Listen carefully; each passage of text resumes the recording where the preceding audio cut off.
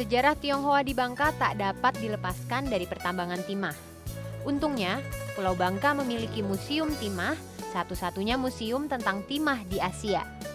Tak banyak yang dapat kita lihat di sini. Namun setidaknya, museum ini menyimpan berbagai bukti sejarah kedekatan budaya Tionghoa dan pertambangan timah di Pulau Bangka.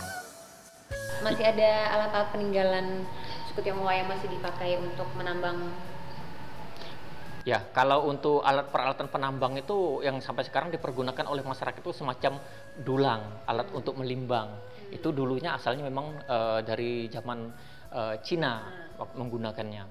Nah, inilah lukisannya, lukisan penambangan timah zaman Belanda dulu. Jadi ini ilustrasinya yang menceritakan bahwa mereka dijadikan kuli waktu itu. Kegiatan pertambangan timah dengan cara menggali tanah membuat para kuli tersebut dijuluki singkek parit. Karena para kuli laki-laki itu tidak membawa keluarga, akhirnya mereka menikahi perempuan setempat. Kawin campur ini membuat populasi keturunan Tionghoa di Bangka berkembang pesat. Jadi mereka dianggap sudah berpengalaman menambang oleh Belanda, dipekerjakan di sini. Sehingga pada tahun 1408 itu 1948 penduduk Bangka itu hampir 60% itu orang Cina.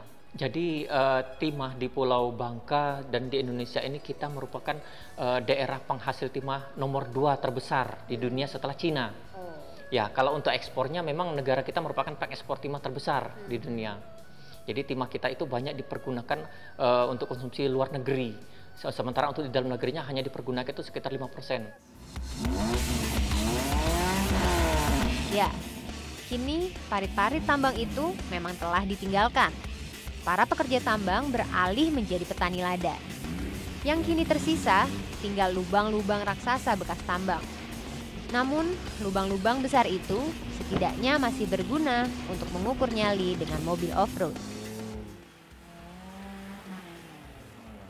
Untuk konturnya sangat cocok karena Bangka Belitung ini kan daerah pertambangan ya, jadi sangat mendukung sekali dengan jalur-jalur bekas-bekas tambang timah itu kan. Nah, itu sebuah tantangan bagi kita sendiri untuk melewatinya itu. Jadi teman-teman off-road itu memanfaatkan lahan yang sudah tidak terpakai, yang banyak ya yang ada di Bangka untuk kegiatan ini. Benar-benar. Bila difoto dari udara, mungkin permukaan Pulau Bangka akan tampak seperti daerah konflik yang penuh bekas ledakan bom. Tak hanya mengubah bentang alam, pertambangan timah juga menghilangkan lapisan topsoil, sehingga lahan bekas tambang tidak lagi produktif. Untungnya, tak semua pemain tambang timah lepas tangan. Tahun 2007, sejumlah taipan timah mendirikan Bangka Botanical Garden.